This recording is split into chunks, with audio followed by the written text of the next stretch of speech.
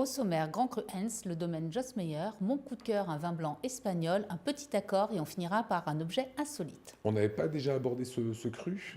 Oui, on avait déjà abordé le Grand Cru Hens, mais plutôt sur la partie Pinot Noir, parce qu'il y a une demande en cours pour avoir le Grand Cru en Pinot Noir sur le Grand Cru Hens. Aujourd'hui, je voulais plutôt aborder la partie plôt terroir. Donc, c'est le Grand Cru qui se situe sur la commune de Winsenheim. Ce sont les images là avec nous. Effectivement, vous avez les images du Grand Cru. C'est un terroir qui est constitué d'un conglomérat calcaire. Alors, qu'est-ce qu'un conglomérat? C'est des roches agglomérées et qui sont liées entre elles par un ciment naturel. Mais il y a également de la marne. Pour rappel, la marne, c'est du calcaire et de l'argile et qui va se répandre sur plusieurs centaines de mètres en épaisseur.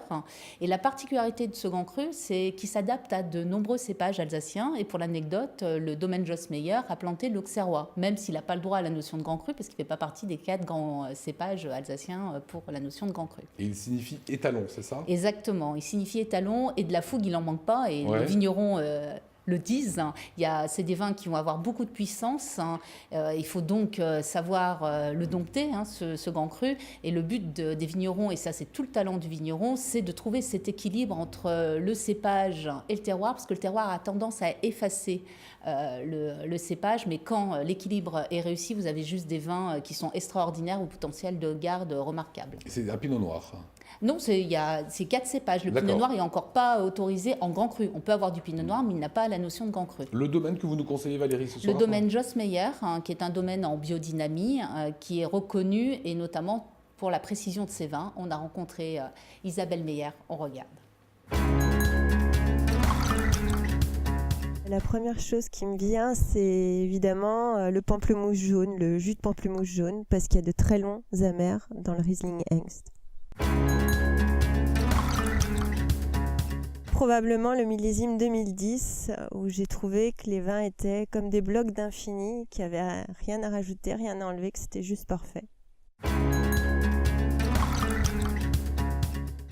Il manque jamais de Vouvray, du domaine Huette. C'est mon premier stage en biodynamie avec Jean-Noël Pinguet, puis c'est des très très bons souvenirs.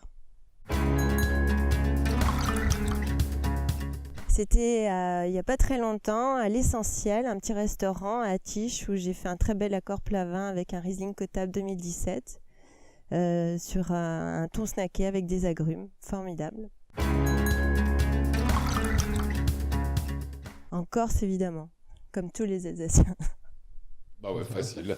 Vous avez une belle bouteille à nous proposer aujourd'hui. Alors, c'est un vin blanc espagnol, donc pour être précis, du nord de l'Espagne. La bodega, c'est Crios de Agrada. Et on est sur une cuvée qui s'appelle Primavera. Donc Primavera en espagnol, ça veut dire printemps. Donc c'est vraiment la cuvée de la saison. C'est un assemblage de 2 cépages, d'un cépage qui s'appelle Abillo Blanco et de Piredes. Ça donne un vin au nez très agréable, d'agrumes, également de poires, de mirabelle et de fleurs comme le chèvrefeuille et l'acacia, tout en conservant beaucoup de fraîcheur. C'est un vin extrêmement élégant, pas du tout exubérant. On est vraiment dans la fraîcheur. En bouche, c'est un vin qui a une belle attaque, toujours beaucoup de fraîcheur, avec une filale un peu saline, un peu iodée.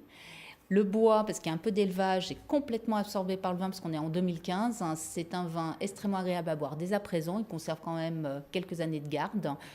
Une très jolie découverte pour ce vin blanc espagnol. On mange quoi avec? On l'accompagne de quoi? On l'accompagne simplement d'une petite tartine de pain grillé avec un beurre d'algues pour faire ressortir le côté iodé de ce vin. Et ça, c'est superbe. T'as vu, Julien? Un beurre d'algues. Mathéo? Ça se trouve où? Et alors, vous avez un objet insolite. On va faire un petit tour de table quand même. Mathéo, c'est quoi? Et un peu en raccord avec ce que je vous ai dit précédemment. Julien? Alors moi, je pensais pour tourner le vin. Pour tout. Okay. Et pourquoi faire? Ouvrir la bouteille. Non plus. C'est plutôt culinaire.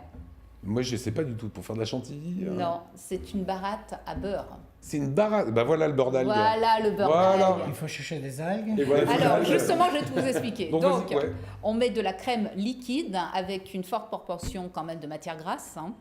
Et après, vous tournez la manivelle de cette manière. Un peu plus 10, longtemps. 15, un peu plus longtemps, Ouais. j'allais Tu le tiens préciser, aussi. merci Mathieu, 10 à 15 minutes à peu près, et vous l'aromatisez à ce que vous voulez, justement avec des algues. Moi je vous conseille une algue qui s'appelle wasabi, qui a un petit goût d'huître, et qu'on trouve en épicerie fine, sous forme déshydratée, mais également au rayon poissonnerie, en frais. Voilà l'objet insolite du soir. Voilà, pour faire un petit beurre d'algues. Voilà, le beurre maison. On a répondu à votre Voilà, j'ai problématique, répondu Mathéo. à la problématique. Voilà, il y a eu le coup de cœur apicurien que vous pouvez retrouver bien évidemment sur le site qui apparaît. Et je rappelle que l'abus d'alcool est dangereux pour la santé. C'est évidemment à consommer avec modération.